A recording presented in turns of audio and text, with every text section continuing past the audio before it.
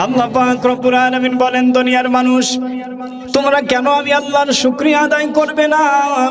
আমি আল্লাহ পাক রব্বুল আলামিন তোমাদেরকে অনেক নিয়ামত দিয়েছি, অফুরন্ত নিয়ামত তোমাদের জন্য রেখেছি। তোমরা আমি আল্লাহ রব্বুল আলামিনের প্রশংসা করো।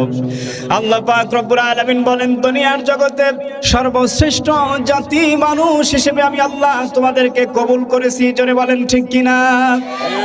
আল্লাহ পাক রব্বুল আলামিন বলেন, আমি তোমাদেরকে এত নিয়ামত দিয়েছি, তার মধ্যে শ্রেষ্ঠতম অন্যতম নিয়ামত হলো আমি আল্লাহ রব্বুল আলামিন তোমাদেরকে সবচাইতে সুন্দর চেহারা দিয়ে পৃথিবীর জগতে প্রেরণ করেছি। সুবহানাল্লাহ। আমরা প্রশ্ন করলাম, রব্বুল আলামিন দলিল কোন জায়গা থেকে পাবো? আল্লাহ পাক রব্বুল আলামিন জবাব দিচ্ছেন সূরা ৩ এর মধ্যে চলে যাও। আল্লাহ পাক বলেন, অত্তিন ওয়াস-সাইতুন ওয়া তুরি সিনিন ওয়া হাযাল বালাদিল আমিন। আল্লাহ রব্বুল আলামিন চারটি কসম করে বললেন, দুনিয়ার মানুষ আমি আল্লাহ পাক রব্বুল আলামিন তোমাদেরকে শ্রেষ্ঠত্ব দিয়েছি, তার মধ্যে অন্যতম হলো তোমাদের অবয়ব আমি সুন্দর করেছি। সুবহানাল্লাহ। আল্লাহ পাক রব্বুল আলামিন বলেন, লাকাদ খালাকনাল ইনসানা ফি আহসানি তাকওয়িম।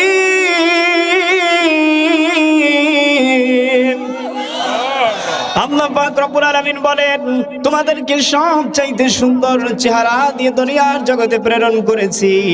আমি আল্লাহ তাআলা শ্রেষ্ঠ চেহারা দিয়েছি দুনিয়ার জগতে। একজন ছেলে মানুষ মেয়ে মানুষকে দেখলে পাগল হয়ে যায়। কথা বলেন ঠিক কিনা? এই পৃথিবীর জগতে একজন পুরুষ মানুষকে দেখার পরে যেই মালকিন তাকে ছোট্টবেলা থেকে লালন পালন করেছিল, সেই মালিকটাই পর্যন্ত পাগল হয়ে গিয়েছিল। জোরে বলেন ঠিক কিনা? গত 2 দিন আগে যশোরের বুকে তাফসীর মাহফিল হয়েছে, বাড়িতে বসেই শোনা যেত, কিন্তু পাগল পারা মুসলমানেরা একজন আলেমকে দেখার জন্য ছুটে চলে গেছে। কথা বলেন ঠিক কিনা? 1 নয় 2 নয় 20 থেকে 25 লক্ষ মানুষ একত্রিত হয়েছে। আল্লাহ পাক রব্বুল আলামিন তাকে সৃষ্টি করেছেন এত সুন্দর চেহারা দিয়ে, আর অন্তরের মধ্যে দিয়েছে কোরআন। দুইটির মহাব্বতে হাজার হাজার লক্ষ লক্ষ মানুষ একত্রিত হয়েছে, কষ্ট পেয়েছে, তবুও তারা ময়দান ছাড়ে নাই। জোরে বলেন সুবহানাল্লাহ। আল্লাহ পাক রব্বুল আলামিন বলেন, তোমাদেরকে আমি 2টি চোখ দিয়েছি। বর্তমান সারা পৃথিবীর মধ্যে সবচাইতে দামি ব্র্যান্ডের নাম হলো আইফোন। কথা বলেন ঠিক কিনা? এই আইফোনের সবচাইতে মূল্যবান বিষয়টি হলো তার ক্যামেরা, কিন্তু মাত্র 2 বছর 3 বছর ইউজ করার পরে ক্যামেরা নষ্ট হয়ে যাবে, আইফোনের দাম আর থাকবে না। আল্লাহ পাক রব্বুল আলামিন বলেন, একটা আইফোনের চাইতে কোটি কোটি গুণের লেন্স তোমাদেরকে বাড়িয়ে দিয়ে 2টি চোখ আমি আল্লাহ তাআলা দান করেছি। এই চোখ দিয়ে সারা পৃথিবীর সব কিছুর ছবি তুলেছো, একটা দিনেও কি চিন্তা করেছো আল্লাহ রব্বুল আলামিন একটা টাকাও নেন নাই এই চোখের জন্য? জোরে জোরে বলেন সুবহানাল্লাহ। আলোচনায় আসার আগে একজন ব্যক্তিকে দেখতে পেলাম, আমাদের প্রিয় ভাই, 2টি চোখ নাই। দুনিয়ার জগতে আসার পর থেকে এই যে অন্ধ মানুষদেরকে আপনারা দেখবেন, এই মানুষগুলি সবচাইতে বেশি কষ্টের মধ্যে পড়ে যায় যখন আল্লাহ পাক তাদেরকে সন্তান দান করে।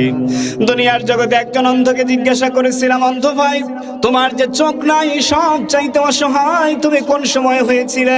আল্লাহর বান্দা বলেছে, পৃথিবীর জগতে আব্বাকে দেখি নাই, মা জননীকে দেখি নাই, আমার কোনো আফসোস ছিল না, কিন্তু যখন আমার সন্তানকে আমার কোলে তুলে দেওয়া হয়েছে আর আত্মীয় স্বজন ডেকে বলেছে, অন্ধ কলিজা টুকরা সন্তানকে একটা বার চোখের সামনে নিয়ে দেখো, দেখতে পাও কিনা, ওই দিন আমার মনে হয়েছিল আমার চাইতে হতভাগ্য মানুষ দুনিয়ার জগতে নাই। জোরে জোরে বলেন ঠিক কিনা?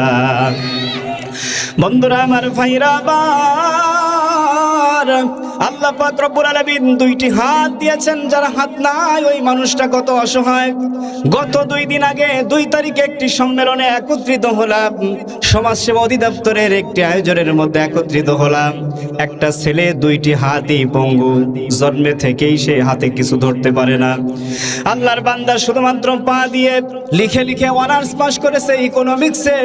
এই সাবজেক্টের মাধ্যম দিয়ে সে অনার্স স্নাতক ডিগ্রি সম্পন্ন করেছে। আমাদের সামনেই যখন তাকে উপস্থিত করা হলো, সমাজসেবা অফিসার বলল এই ছেলেটি এত কষ্ট করে স্নাতক ডিগ্রি অর্জন করেছে, আমাকে কথা বলতে দিল, আমি মাউথপিস ধরতে পারলাম। ওই ছেলেটাকে যখন কথা বলতে দিল, মাউথপিস যখন সামনের দিকে এগিয়ে দিয়েছে, ছেলেটি দুটি হাত উঁচু করেছে, কিন্তু হাতের এই পর্যন্ত নাই। সঙ্গে সঙ্গে চোখ থেকে দরদর করে পানি পড়ছে। আমাকে মাউথপিস দেন আপনি কিভাবে? আমি তো হাত দিয়ে মাউথপিস ধরতে পারি না। কথা বলেন ঠিক কিনা? আল্লাহ পাক রব্বুল আলামিন বলেন, তোমাদেরকে হাত দিয়েছি, চোখ দিয়েছি, সব কিছু আমি আল্লাহ দিয়েছি। আমি আল্লাহর কোরআনুল কারীম থেকে আজকের এই কাশীনাথপুর পশ্চিম পাড়ায় তেলাওয়াত করা হয়। ও বান্দা, পৃথিবীর সবচাইতে শ্রেষ্ঠ নিয়ামত তোমাদের সামনে আলেমরা আলোচনা করে। কেমনে করে? বাড়িতে বসে থাকো, মুনাফিকি ছাড়া, এটা অন্য কিছু নয়। জোরে বলেন ঠিক কিনা? বন্ধুরা আমার, ভাইরা আমার, আমরা আল্লাহ পাক রব্বুল আলামিনকে জিজ্ঞাসা করেছি, আয় আল্লাহ তাআলা, এই যে এত সব নিয়ামত দিয়েছো, এর শুকরিয়া আদায় করে শেষ করা যাবে কি? আল্লাহ পাক বলেছেন, যদি সারা পৃথিবীর সমস্ত সমুদ্রের পানি একত্রিত করা যায় আর সকল পানি দিয়ে যদি কালি তৈরি করা যায়, কুল্লাউ কানাল বাহরু মিদাদাল লিকালিমাতি রাব্বি, সারা পৃথিবীর সমস্ত পানি যদি একত্রিত করা হয়, সব পানি দিয়ে দুনিয়ার সমস্ত গাছ নামক কলম যদি তৈরি করে আমি আল্লাহ রব্বুল আলামিনের প্রশংসা লিখতে থাকো, দুনিয়ার সব পানি নামক কালি ফুরিয়ে যাবে, তোমরা তোমার রবের প্রশংসা লেখে শেষ করতে পারবে না। সুবহানাল্লাহ। এজন্য প্রশংসা করব কার? প্রশংসা সবই কেবল তোমারি রব্বুল আলামিন, দয়ালু মেহেরবান করুণায় ফুরান, দয়ালু মেহেরবান করুণায় ফুরান, আর কেউ নয় তুমি মানিক শেষ বিচারের দিন, শেষ বিচারের দিন। চিৎকার করে বলেন ঠিক কিনা? আল্লাহর প্রশংসার দরকার আছে না নাই? বন্ধুরা আমার, ভাইরা আমার, নবীজির শানে দরুদ ও সালাম পড়ব। আল্লাহ পাক রব্বুল আলামিন বিশ্ব নবীজির উপরে দরুদ ও সালাম পড়ার বিষয় নির্দেশ দিয়েছেন। আল্লাহ পাক রব্বুল আলামিন দলিল দিচ্ছেন, ইন্নাল্লাহা ওয়া মালাইকাতাহু ইউসাল্লুনা আলান নবী। আল্লাহ পাক রব্বুল আলামিন বলেন, যেই রব তোকে সৃষ্টি করেছে, এই দুনিয়া দেখার সুযোগ দিয়েছে, যে রব্বুল আলামিন এই পৃথিবীর স্রষ্টা, সেই আল্লাহ রব্বুল আলামিন নবীকেও তৈরি করেছেন। সে আল্লাহ পাক নিজেই নবীজির উপরে দরুদ ও সালাম প্রেরণ করেন। চিৎকার করে বলেন আল্লাহু আকবার। বন্ধুরা আমার, ভাইরা আমার, যেই নবী হলো সারা পৃথিবীর সমস্ত মানুষদের জন্য আইডল, যে নবীর চরিত্রকে প্রত্যেকটা মুমিনের জীবন গড়ার জন্য চরিত্রকে আইডল করা হয়েছে। জোরে বলেন সুবহানাল্লাহ।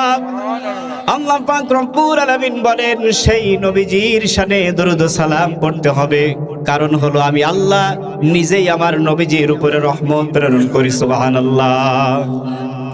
শুধু তাই নয়, ওয়া মালাইকাতাহু, আমার ফেরেশতারা সবাই মিলে নবীজির শানে দরুদ ও সালাম প্রেরণ করে। সুবহানাল্লাহ।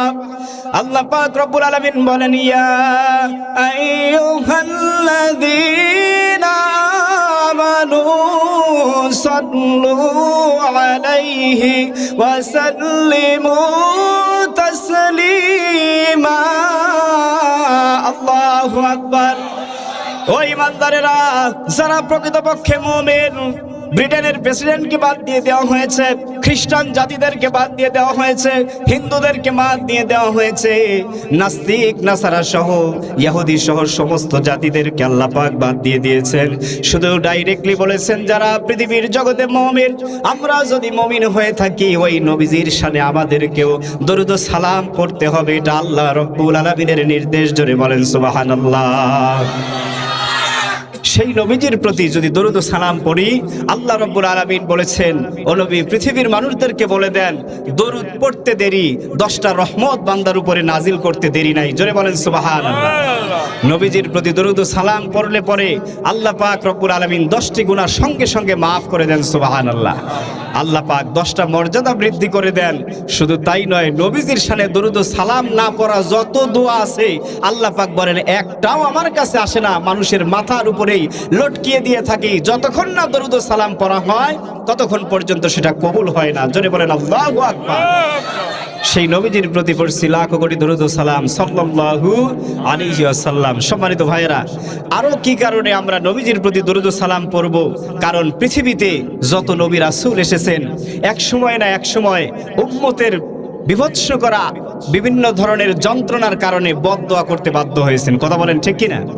কিন্তু একমাত্র নবী, শ্রেষ্ঠ নবী মুহাম্মদ রাসূলুল্লাহ সাল্লাল্লাহু আলাইহি সাল্লাম জাতির লোকদের জন্য কখনো বদদোয়া করেন নাই। কথা বলেন ঠিক কিনা? বন্ধুরা আমার, ভাইরা আমার, আল্লাহ পাক রব্বুল আলামিন পবিত্র কোরআনুল কারীমের মধ্যে হযরত নূহ আলাইহিস সালামের জীবনী আমাদের সামনে পেশ করেছেন। নূহ আলাইহিস সালামের জাতির লোকরা যখন অবাধ্য হয়ে গেছে তাদের উপরে গজব এসেছে। কথা বলেন ঠিক কিনা? এমনকি হযরত নূহ আলাইহিস সালামের সন্তান কেনানকে পর্যন্ত এই গজবের মধ্যে শামিল হতে হয়েছে। হযরত লূত আলাইহিস সালামের জাতির মানুষেরা যখন সমকামিতায় লিপ্ত হয়ে গেল, হযরত লূত আলাইহিস সালাম তখন আল্লাহ পাক রব্বুল আলামিনের কাছে এই জাতির ধ্বংসের জন্য যখন কামনা করলেন, আল্লাহ পাক ওই জাতির মানুষদেরকেও শেষ করে দিয়েছে। হযরতে বিশ্ব নবী জনাবে মুহাম্মদ রাসূলুল্লাহ সাল্লাল্লাহু আলাইহি সাল্লামের জীবনে কষ্ট কম ছিল নাকি বেশি ছিল? এত বেশি, জন্মের পূর্বেই আল্লাহ তাকে আব্বাহারা করেছেন। কথা বলেন ঠিক কিনা? জন্মের পরে যখন আদর পাবে, 6 বছর বয়সে মা জননী দুনিয়ার জগৎ থেকে বিদায় নিয়ে চলে গেছেন। এরপরে দাদার কোলে মানুষ হবেন, দাদাও চলে গেছেন। চাচা আবু তালেব কষ্ট করে লালন পালন করেছেন। কিন্তু যখন বিশ্ব নবীজি সবচাইতে বিপদের মুহূর্তে শিবে আবু তালেব নামক জেলখানার মধ্যে আল্লাহর নবী সহ তার সমস্ত পরিবারের মানুষদেরকে কাফেররা যখন বন্দী করেছে, আজকে জেলখানার কথা বললে মানুষ মনে করে এটা বর্তমান সময়ের আলেমদের বানানো। কথা বলেন ঠিক কিনা? জোরে বলেন ঠিক না ঠিক? নবীজির জীবনে যে জেলখানার কিছু সময় অতিক্রম হয়েছে এ কথা অনেক মানুষ আজ বিশ্বাসই করতে চায় না। কথা বলেন ঠিক কিনা? সম্মানিত ভাইয়েরা, রাসূলের মিষ্টি খাওয়ার সুন্নত আমরা পছন্দ করি। নবীজির জীবনের ভালো ভালো কাজ, ভালো ভালো আরামদায়ক সুন্নতগুলোকে আমরা গ্রহণ করি, কিন্তু কঠিন যে সুন্নাহ আছে সেগুলোকে আমরা কখনো আদর্শ হিসেবে গ্রহণ করতে চাই না। কথা বলেন ঠিক কিনা?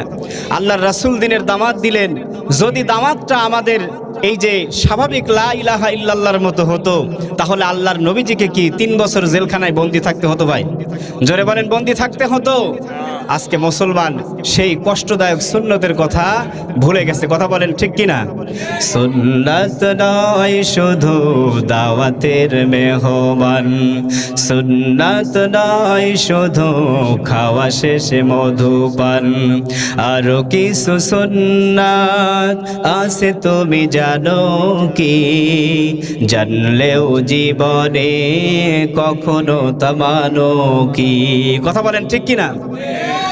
সুন্নাত শুধু নয় নির্জনে ধ্যানে যাওয়া, আর সুন্নাত হলো পাথরের আঘাত পাওয়া। চিল্লায় বলেন ঠিক কিনা?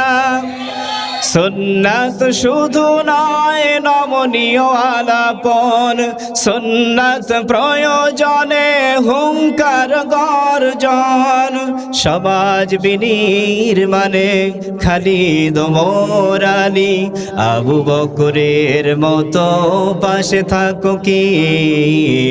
আরো কিছু সুন্নাত আছে তুমি জানো কি? জানলেও জীবনে কখনো তা মানো কি? জোরে বলেন ঠিক কিনা? আল্লাহর নবীজি বিশ্ব নবী জীবনের সবচাইতে বেশি কষ্ট পেয়েছেন। দ্বীন ইসলামের আন্দোলন করতে গিয়ে আল্লাহর নবীজির কষ্টের উপরে কষ্ট এসেছে। মক্কার কাফির মুশরিকরা বিশ্ব নবীজির উপরে নির্যাতন করতে করতে না খাইয়ে তাকে হত্যা করার পরিকল্পনা করা হয়েছে। শিবে আবু তালেবের মধ্যে আল্লাহর রাসূলকে খাদ্য বস্ত্র সব কিছু বন্ধ করে দেওয়া হয়েছে। আল্লাহর নবীজি সেই মর্মান্তিক অবস্থায় তার দুইজন প্রিয় সঙ্গীকে হারিয়ে ফেললেন। একজন হলেন খাদিজাতুল কুবরা, আর একজন হলেন আবু তালেব। দুইজন যখন চলে গেলেন, আমার নবী কি দিনের দামাত থেকে এক চুল পরিমাণ পিছপা হয়েছিলেন নাকি? জোরে বলেন, পিছপা হয়েছেন? আমার নবীজি এক চুলও পিছপা হন নাই। আল্লাহর রাসূল সঙ্গে সঙ্গে মরা স্ত্রীকে দাফন করে ছোট্ট ছোট্ট কলিজার টুকরা মেয়েদেরকে রেখে বললেন, যায়েদ ইবনে হারেসা কোথায়? চলো যাই আমরা তায়েফের ময়দানে দিন ইসলামের দাওয়াত দিয়ে আসি। জোরে বলেন আল্লাহু আকবার। আজকে আধা ঘন্টা ওয়াজ শুনতেই আপনাদের গা হাঁপসে গেছে। আজকের এই দিনের জন্য আল্লাহর দরবারে জবাব দিতে হবে। জোরে বলেন ঠিক কিনা? আজকে সমাজের মধ্যে তাফসির মাহফিলগুলি উন্মুক্তভাবে চলছে।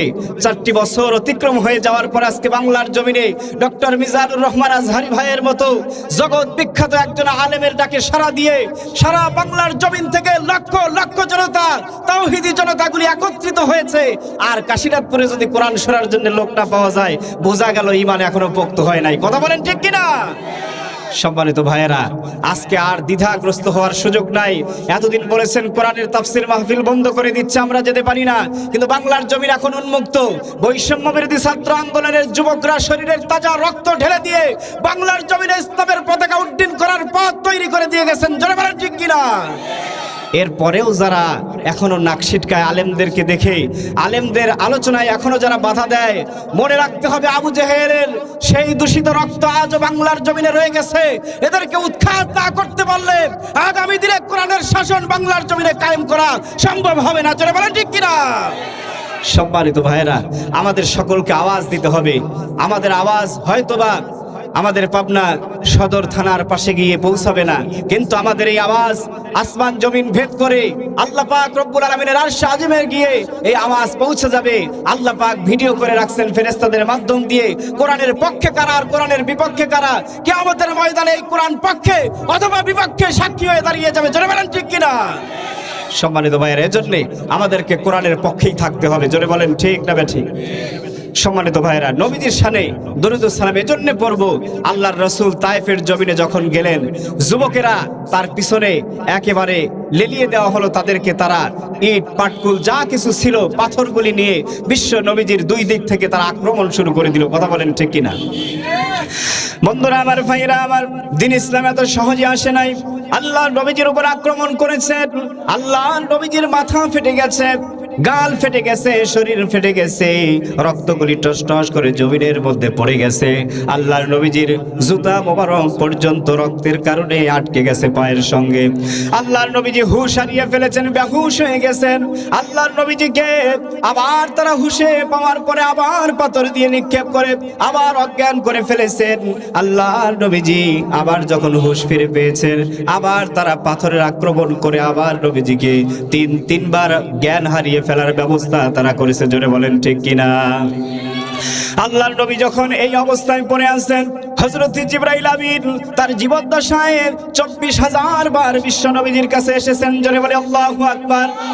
হযরত জিবরাইল সাল্লাম ডেকে বলেন, ইয়া রাসূলুল্লাহ, ইয়া হাবিবাল্লাহ, আমি সেই জিবরাইল আজও আছি যেই জিবরাইল নূহ আলাইহিস সালামের জাতির লোকদেরকে পানির মধ্যে চুবিয়ে মেরেছি, লূত আলাইহিস সালামের জাতির লোকদেরকে আমার একটি পাখা জমিনের মধ্যে গেড়ে দিয়ে পুরা জমিনটাকে আসমান বরাবর তুলে দরিয়ার জগৎ থেকে এত নিচে গেড়ে দিয়েছি, কিয়ামত পর্যন্ত তাদের নাম নিশানা পর্যন্ত কেউ নিতে পারবে না। আজও সেই জিবরাইল আমি আপনার পাশে হাজির আছি। ও নবী, একটা বারের জন্য আপনি বলেন, আমি শুধুমাত্র 2টি পাখা দিয়ে আস্তে করে ঝাপটা দিব, তায়েফের 2 পাহাড় একত্রিত হয়ে যাবে। এই জাতির ইতিহাস কেউ কোনোদিন খুঁজে পাবে না। জোরে জোরে বলেন, কথা ঠিক কিনা? বন্ধুরা আমার, ভাইরা আমার, আল্লাহ নবীজি তখন কি বলেছিলেন? এই জাতির মানুষদেরকে ধ্বংস করে দাও। 3বার পর্যন্ত অজ্ঞান হয়েছেন। এরপরেও আবার আপনার নবীজি বলেন, জিবরাইল, এই মানুষগুলি যদি মারা যায় আমি কার কাছে দিনের দাওয়াত পৌঁছাবো? কথা বলেন ঠিক কিনা? এজন্যই কবি বলেন, হাজারো ব্যথা বেদনার পরে ফিরে আসনি তুমি আপন ঘরে, দিনের আলো তুমি ছড়িয়ে দিতে চলে গেলে মদিনায় মক্কা ছেড়ে। হে রাসূল তোমাকে ভুলি আমি কেমন করে, হে রাসূল তোমাকে ভুলি আমি কেমন করে। চিৎকার করে বলেন ঠিক কিনা? নবীজির প্রতি লাখ কোটি দরুদ ও সালাম সকলে পড়ি সাল্লাল্লাহু আলাইহি ওয়াসাল্লাম। সম্মানিত ভাইয়েরা, আজকে আলোচনা করার ইচ্ছা পোষণ করেছি রাজত্বের বিষয়। কিসের বিষয়? রাজত্ব। আজকে পৃথিবীতে নিজের রাজত্ব কায়েমের জন্যই দুনিয়াতে এত দাঙ্গামা হাঙ্গামা, এত গ্যালজাম গন্ডগোল। কথা বলেন ঠিক কিনা? মার্কিন যুক্তরাষ্ট্র চাচ্ছে সারা পৃথিবীতে আমি আমার রাজত্ব কায়েম করতে চাই, যাতে করে আমার উপর দিয়ে কথা বলার মতো শক্তি কারো না থাকে। কথা বলেন ঠিক কিনা? এই মার্কিন যুক্তরাষ্ট্রের মদতপুষ্ট ইসরায়েল তারাও চাচ্ছে সারা পৃথিবীর নিয়ন্ত্রণ আমরা করতে চাই, ওরা আবার এর চাইতেও ঘাগু। কথা বলেন ঠিক কিনা? ওরা থাকে ছোট্ট রাষ্ট্রে 10,000 কিলোমিটারের একটি জায়গায়, কিন্তু ওরা ওখান থেকে কন্ট্রোল করে আমেরিকার মতো, সেই যুক্তরাষ্ট্রের মতো সুবিশাল রাষ্ট্রগুলিকে। জোরে বলেন ঠিক কিনা? সকলের টার্গেট একটাই, যে আমরা এই জমিনের মধ্যে রাজত্ব কায়েম করতে চাই। কথা বলেন ঠিক কিনা? তাহলে আমাদেরকে জানতে হবে আসলে মূলত এই রাজত্বটা কার, জানার দরকার আছে না নাই? বন্ধুরা আমার, ভাইয়েরা আমার, যেহেতু কথা হবে কোরআন দিয়ে, আল্লাহ পাক রব্বুল আলামিন বলেন এই দুনিয়ার জগতে কোন মানুষ যখন কোরআনুল কারীম দিয়ে আলোচনা করে সে সত্য আলোচনা করে। আল্লাহর নবীজি বলেন মাজলিসু ফিকহি খায়রুম মিন ইবাদাতি 60 সানা। ইলমে দ্বীন শেখার একটি মজলিস আল্লাহ রব্বুল আলামিনের কাছে 60 বছরের নফল ইবাদতের চাইতে উত্তম। সুবহানাল্লাহ।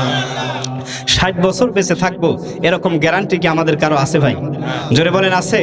তাহলে একটা ঘন্টা 2টি ঘন্টা যদি বসে থাকি, আল্লাহ পাক যদি 60 বছরের নেকি যদি আমার আমল নামায় দেয়, সেখানে বসার দরকার আছে না নাই? জোরে বলেন আছে না নাই? এই আলোচনা কি বাহিরে থেকে শুনলে চলবে? জোরে বলেন চলবে? কারণ জান্নাতের বাগানের একটি নির্দিষ্ট লিমিট আছে। কথা বলেন ঠিক কিনা? সেই লিমিটের মধ্যে আমাদেরকে প্রবেশ করতে হবে যদি আখেরাতে মুক্তি চাই। নিজের দর্ভ অহংকার গর্বকে চূর্ণ করে শয়তান সবচাইতে বেশি অহংকার করেছিল। জোরে বলেন ঠিক কিনা? আমাদের ভিতরেও সেই অহংকার আছে না নাই? জোরে বলেন আছে না নাই? অহংকার পতনের একটা মাত্র ঔষধ, সেটা হলো এই কোরআন। জোরে বলেন নাম কি? কোরআন। কোরআন হলো শিফা। মানুষের অন্তরে অহংকার থাকলে কোরআন বলে অহংকার হলো আল্লাহ তাআলার চাদর, খবরদার অহংকার করা যাবে না। এই ট্রিটমেন্ট যে ব্যক্তি নিবে সে নিমেষেই নিজেকে নিচু করে দিনের জন্যে নিজের জীবনকে এগিয়ে দেবে। জোরে বলেন ঠিক না ঠিক? এই অহংকারের জন্যই তো আজকে দেশের মধ্যে এত অরাজকতা। কথা বলেন ঠিক কিনা? মানে আমি সব, সবাই বলে আমি সব, মানে আমি ছাড়া কেউ নাই। কথা বলেন ঠিক কিনা? বন্ধুরা আমার, ভাইরা আমার, আল্লাহ পাক রব্বুল আলামিন বলেন তাবারাকাল্লাযী বিয়াদিহিল মুলকু ওয়া হুয়া আলা কুল্লি শাইইন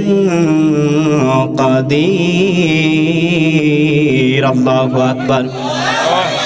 আল্লাহ পাক রব্বুল আলামিন বলেন তাবারাকাল্লাযী বিয়াদিহিল মুলক, এই সারা পৃথিবীর সব কিছুর মালিক, সব কিছুর রাজত্বের একমাত্র অধিপতি আমি আল্লাহ। জোরে বলেন আল্লাহু আকবার। ওয়া হুয়া আলা কুল্লি শাইইন কাদির। আল্লাহ ইজ অলমাইটি, আল্লাহ সর্বশক্তিমান। জোরে বলেন আল্লাহু আকবার। আল্লাহর চাইতে বেশি শক্তি পৃথিবীর জগতে আর কারো নাই। কিন্তু বাংলার জমিনের মানুষ রাজত্ব পাওয়ার পরে সে আল্লাহর নামের বিসমিল্লাহ সংসদ থেকে তুলে দিতে চায়। জোরে বলেন ঠিক কিনা? আল্লাহ পাক রব্বুল আলামিন বলেন যেহেতু ক্ষমতা আমার, সুতরাং এই পৃথিবীর জগতে আমি তোমাদেরকে প্রেরণ করেছি, আইনটাও চলবে আমার। জোরে বলেন ঠিক কিনা? আল্লাহ পাক রব্বুল আলামিন বলেন আন্নাল কুওয়াতা লিল্লাহি জামিআ। পৃথিবীর সব ক্ষমতা যেহেতু আমার, এই দুনিয়ার জগতের সমস্ত ক্ষমতা যেহেতু আমার, সুতরাং হুকুমটাও চলবে আল্লাহর। জোরে বলেন ঠিক কিনা? ক্ষমতা যার, হুকুম তার। কথা বলেন ঠিক না ঠিক? আল্লাহ পাক বলেন আমি সংবিধান দিয়ে দিলাম কোরআন। কোরআন দিয়ে বা পূর্ববর্তী জাতির যে সমস্ত নবীরা ছিল আমার দেয়া বিধান দিয়ে তারা রাষ্ট্র রাষ্ট্র পরিচালনা করে চিরস্মরণীয় হয়ে আছে তাদের ইতিহাস তোমরা খুলে দেখো। আর বাংলার জমিন সহ সারা পৃথিবীর জমিনের মানুষদেরকে বলি যে তোমরা কোরআনুল কারীমের কাছে এসে দেখো, আল্লাহ পাক পৃথিবীতে 4 জন মানুষকে ক্ষমতা দিয়েছিলেন, তার 2 জনের নাম ইতিহাসে স্বর্ণ অক্ষরে লেখা আছে, আর 2 জনের নাম আজও পর্যন্ত কেউ নিতেই চায় না। এত নিকৃষ্ট হয়ে দুনিয়ার জগৎ থেকে লাঞ্ছিত হয়েছে। জোরে বলেন ঠিক কিনা?